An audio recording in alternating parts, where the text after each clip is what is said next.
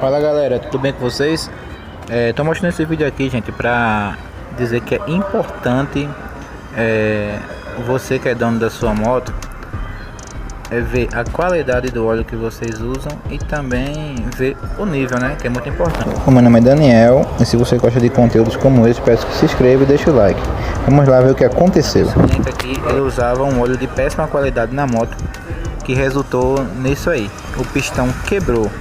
O que aconteceu? Ela foi baixando o óleo, chegou a um resultado que o pistão quebrou. E por incrível que pareça, essa moto ainda estava rodando. E ainda tem gente que diz que moto Honda não é bom, né?